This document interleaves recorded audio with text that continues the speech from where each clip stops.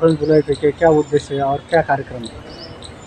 महागामी गुरुकुल के द्वारा गत वर्ष 15वां संस्करण पूरा हुआ शारंगदेव समारोह का, और तभी हमारा संकल्प था कि 16वें शारंगदेव समारोह में हम उसका एक विस्तृत अवतार ज़रूर औरंगाबाद करों के लिए प्रस्तुत करेंगे।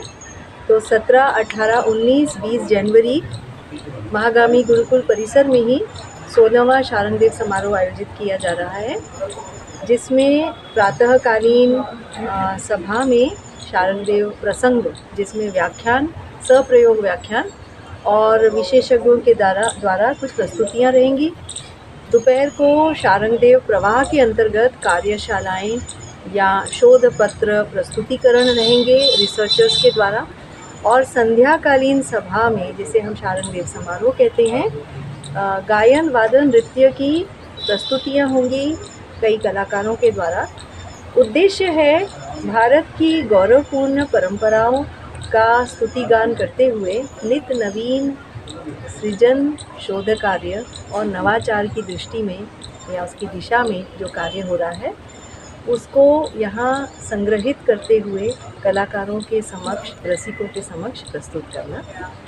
आज हमने जो ये पत्रकार परिषद रखा था, उसमें हमने ये घोषित किया कि अब हम लोग हर साल शारंगदेव प्रसंग के अतिरिक्त शारंगदेव स्पंदन भी करेंगे, जिसमें एक आउटरीच एक्टिविटी होगी।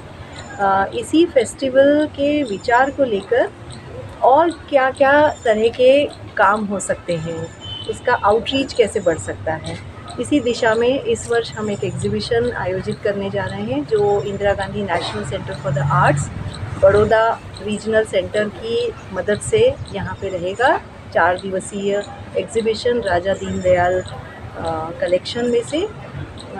कलाकारों में मैं अगर नाम बताऊं तो पद्मश्री गीता चंद्रन जी, डॉक्टर इलियाना सितारिस्ती, भुवनेश कोमकली जी का गायन, ज्योति हेगड़े जी का रुद्रवीणा, महाराष्ट्र की लोक कला दशावतार का प्रस्तुतिकरण, और साथ ही एक कार्यशाला भी होगी।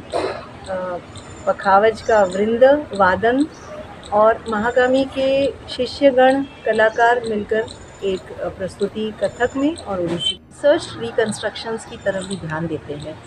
यानी शास्त्र में या प्राचीन अलग अलग उल्लेखों में हम जिन कलाओं के बारे में अभ्यास कर पाते हैं, समझ पाते हैं, उसका शोध करते हुए उसका पुनरुज्जीवन कर पाना, इसकी भी कोशिश होती है। तो ऐसे कुछ रिकंस्ट्रक्शंस को भी इसमें प्रस्तुत किया जाएगा, जिसमें एक रिकंस्ट्रक्शन है महानट, जो आसारित वर्धमानक के अंतर्गत है।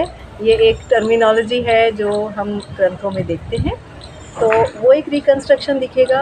एक हम देखेंगे निर्घोष, जिसमें दक्षिण उड़ीसा की सुलादी तालों को लेकर जो परंपरा चली है, ये ग्रंथों में भी दिखती है और अभी अस्तित्व में है, लेकिन उड़ीसा के दक्षिण भाग के ग्रामीण अंचलों में है।